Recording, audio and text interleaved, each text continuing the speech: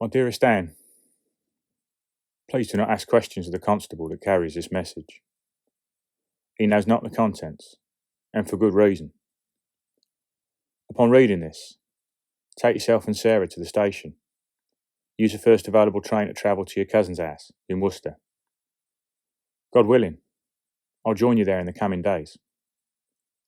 If, however, I do not, you must ensure this missive makes its way back down to London and to my superiors.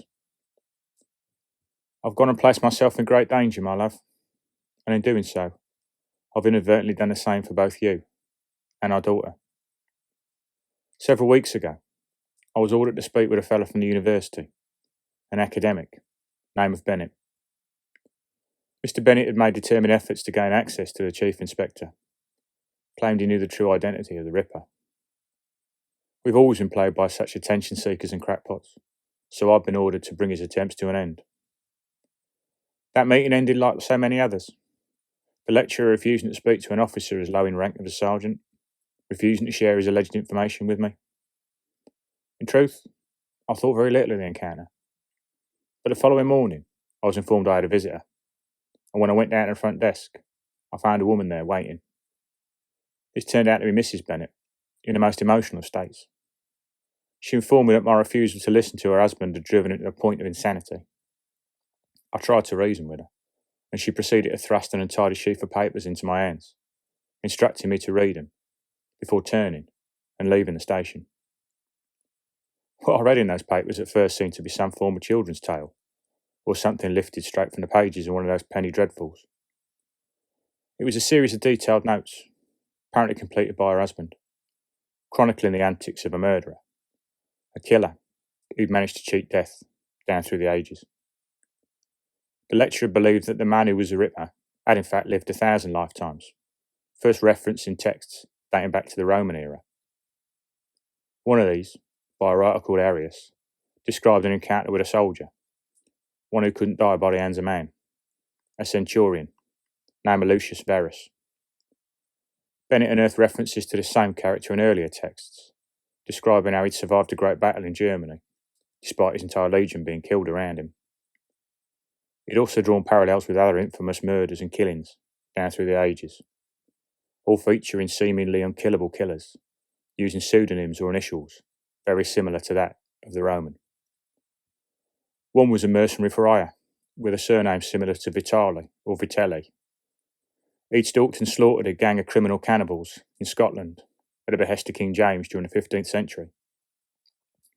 There was another, a surgeon with the surname of Virgil, caught feasting upon the bodies of the dead and the dying amidst the ruins of the Great Fire of Landen. A mysterious figure known as Vasseur, who'd attached himself to the court of Napoleon, foiling several British plots to kill the Emperor that should otherwise have been successful. It seems at the height of the Ripper murders, Bennett began to search for people that he thought may well be Varus, and he settled on a local doctor named Lucas Vernon. It became clear he'd taken to attending Vernon's surgery with false and manufactured illnesses, building up a profile of the doctor, trying to prove he was in fact Varus in disguise. When I finished reading those papers, I locked them away at the back of my desk, and I tried to put the old sorry affair behind me. But yesterday, one of the constables from the Spitalfields district approached me and asked if he could speak about a private matter. He stated he'd recently attended the surgery of a local doctor for help with a minor ailment. Whilst he'd been there, the physician had asked him a number of very personal questions relating to myself. That doctor was Lucas Vernon. I lied to the constable, stated myself and the doctor were in fact good acquaintances, and it was some sort of prank, and then I made my way directly to the Bennett household. When there was no reply, I must confess I forced entry. What I found inside, I will not forget. A scene from hell itself. Blood and bone, but little in the way of flesh. The Bennetts hardly distinguishable as the good and kindly folk they'd once been. I know the evidence I have is insufficient to get the Chief Inspector to act, and I suspect the law itself could never be sufficient to punish an evil of this nature. If this monster has somehow managed to elicit my identity from Bennett, he may also have knowledge of you and our daughter. Hence you must now leave, as London is no longer safe for you, There's a man I know who's prepared to help me, named Greaves. We fought together at the Battle of Cambula.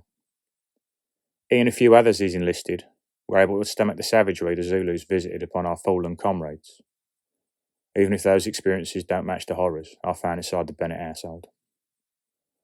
We will go to Verner's dwelling this evening, and we'll end this evil once and for all.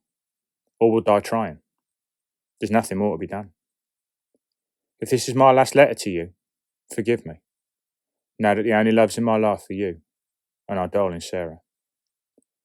Take care, my love, and Godspeed.